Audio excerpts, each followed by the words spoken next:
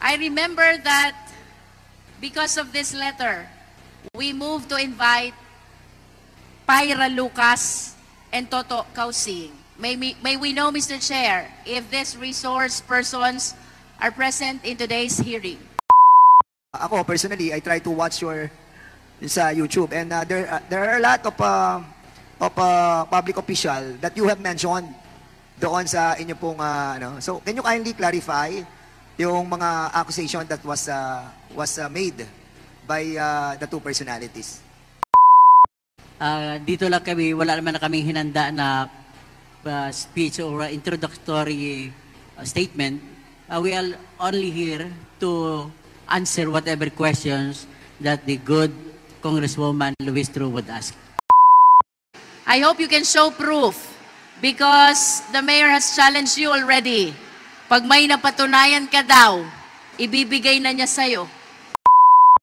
It seems that the statement of Mr. Kausing are all hearsay and he has no personal knowledge about the issues at hand. Yung isa, 2015, at meron po silang business permit sa amin sa munisipyo, but they insisted na sa akin daw po yun, kaya wala pong katotohanan yun, Your Honor. Sir, can you reply on that? Ako po ba, sir? Yes, kindly reply, Mr. Kausing. Chairman, hindi ko lang maintindihan kung alin ang tatanong yung tungkol sa dalawang issue kasi dito eh. Yung issue tungkol doon sa 5 million a month daw at saka yung issue tungkol sa dalawang condotel. So, alin ang una pong ano? Kasi sinasabi niya po na baseless. Ngayon, kung ang opinion ko sa dalawa sa akusasyon niya una, sa 5 million a month, wala po akong sinabi sa vlog ko na 5 million a month. Ngayon, pagdating naman po sa condotel, binlog ko na rin po yan na condotel na ayon sa informante ko, nasa kanya yan. Kaya tinatayuan po namin ito, Your Honors, na totoo po ang aming nakuha na kinwento ng aming tinatawag na informante. But of course, yan ang sinabi ng informant ko sa akin. At ang isa sa mga informante ko dito ay nag-identify niya sa sarili niya as isa siya sa malapit nakatira, malapit doon. At kinuwento nga rin, nung pinapagawa yan, renovation, ay kinikwento na nagyabang pa nga si Mayor na siya na may-ari nun.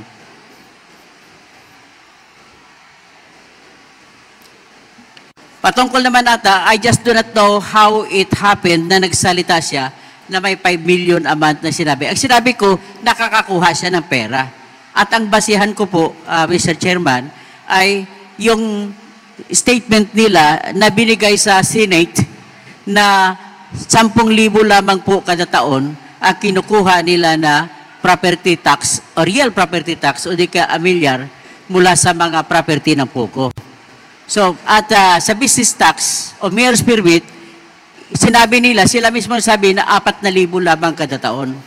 So, doon ko po binase ang aking logical conclusion at kinwenta ko ang maaring magiging property tax ng 46 o 43 buildings at binase ko rin po sa inamin ng engineer nila na nag-submit ang nagpatayo o Whirlwind o di kaya Royal Lucky South 99 ng bills of materials na umaabot sa 1 billion 70 million. At kung ganun ang materials cost, ibig sabihin po, bilang civil engineer din ako, na sa ngayon, ang estimated labor cost din po ay almost the same sa materials cost. So kung kwentahin mo, ibig sabihin po, ang most reasonable fair market value ng lahat ng building ay 2 billion. Ngayon, pagkakwenta, paano mo kwentahin ngayon ang real property tax? So kukunin muna ang fair market value which is 2 billion, then multiply it with assessment level na binigay ng batas which is 50% para sa mga commercial. Tapos, i-multiply mo, di magiging 1 billion. Pagkatapos, kukunin ang real property tax is equals to 1% times assessed value. So, assessed value is 1 billion times 1%, that is 10 million a year. Tapos, ang lupa pa, sabihin na lang natin na 5,000 per square meter. Ang kinikwenta ko, pag 5,000 per square meter sa 10 hektarya, abot po ng mga Ito, may sinasabi. abot sa 500 million. So kung kukunin mo po yung tinatawag na assessed value, that is 250 million. At kung kwentahin mo po yung real property tax niya based on assessed value, which is 1%, that is also 2,500,000. So if that is so, ang tinatago na pera mula sana sa property tax at saka sa business taxes ay umaabot mahigit 12 billion. Yun na po ang sinabi ko po. Okay, Mr. Chairman, kasi may nabasa ako dito from Mayor Capili, ano? That Mayor JBC Capili has a house and lot worth 50 million near the Porac Pogo site. Saan galing tong statement na to? Sa kanila po, nung una yun yung claim nila. Kaya sinabi ko, pag may nakita sila na bahay ko kahit worth 1 million lang sa kanila na, pero wala naman silang nakita. Then, yung condo na naman, pag nakita po nila, nasa akin po yun, sa kanila rin, I will sign an affidavit pag nakita po nila na nasa akin, sa kanila na rin po. Para maipakita po na talagang wala tayong tinatago. Kasi napakabilis po nilang magsabi na meron kang ganito, pero pag nakita naman nila na wala, parang wala lang sa kanila, pero nasira na po yung pangalan mo. Una, sabi nila, sa akin daw yung lupa ng Pogo. Nung nakita naman na hindi sa akin, hindi man sila nag-apologize. Yung problem po sa lupa, 2017 may court decision na, 2019 pa lang ako naupo. Kine-claim din na ako yung kasabwat doon, 2019 pa lang po ako naupo. Kaya, I don't know kung ano po ang may galit po ba sila sa akin para sirain nila ako ng ganito.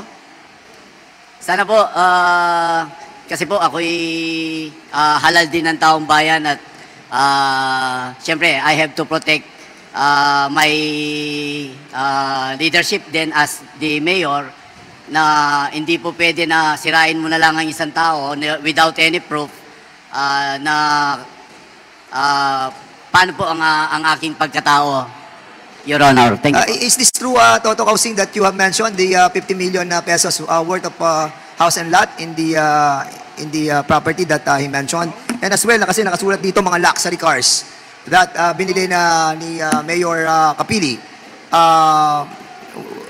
Totoo po ba na sabi niyo po yun? Mr. Chairman, mga sinabi ko rin sa vlogging ko na yung dalawang kondo, yun ang tinuturo doon sa 50 million na estimate. Estimate lang yun yung presyo ng buildings na yun. At with regard to the sports cars, sinabi rin po yun sa akin na informant ko. So ang sports car na sinabi sa akin na informant ko, meron siyang BMW, meron siyang Porsche, at meron din siyang luxury car na Toyota Land Cruiser na may bulletproof. So, yan po ang aking mga sinabi sa akin ng informante ko. Well, if he denies it, then that is also his right to deny. Pero sa amin naman po, bilang vlogger, ay umaasa kami sa mga informante na nagbibigay po sa amin ng information at binabase ko rin sa katotohanan pagkatapos ko manood sa mga Senate hearings na kung saan ay maraming butas ang kanyang mga kinikwento. So, kapani-paniwala po ang binigay sa akin ng aking informante. Ganun lamang po, Your Honor. Mr. Chair, Yes. I wish to invite the attention of Toto Kausing.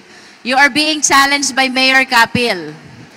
I understand and I do not discount the fact that iba yung beneficial owner, iba yung registered owner. But if you have proof to show na mayroon talagang pag-aaring condotel, luxury car, armored vehicle, just like what you are saying today, I hope you can show proof because the mayor has challenged you already. Pag may napatunayan ka daw, ibibigay na niya sa'yo. That is for the manifestation, Your Honor. May I answer now? Sige, anyway, ganito po yan, Mr. Chairman. yung kwento sa akin, kinlaro ko yung nagkwento sa akin ng aking informante.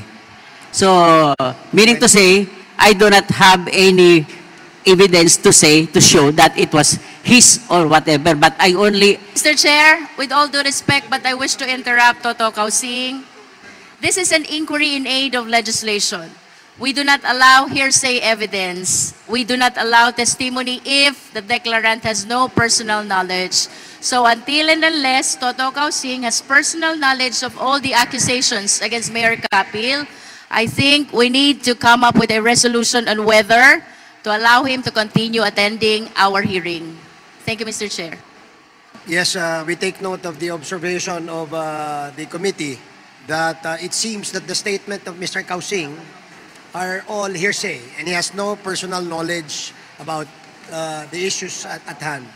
And in that case, I would like to ask you from refraining to continue replying to the questions raised by Congresswoman Luistro. Umani naman ito ng iba't ibang reaksyon mula sa ating mga netizens. Ayon kay Danny Nacar, in a court of law, you need concrete evidence to make the accusation legally believable. Pahayag naman ni Geraldine especially ago, I'm sorry, hanga pa naman po sana ako sa inyo, evidence is the power. Galing sa Marites lang din pala yung alam mo. At ito naman ang saloobin mula sa ating kababayan na si Love Napre, very disappointed. I thought he said he have evidence to prove about their corruption. He just showed in the hearing his unreliable source. Mga kababayan, feel free to comment below para maglabas ng saloobin sa balitang ito.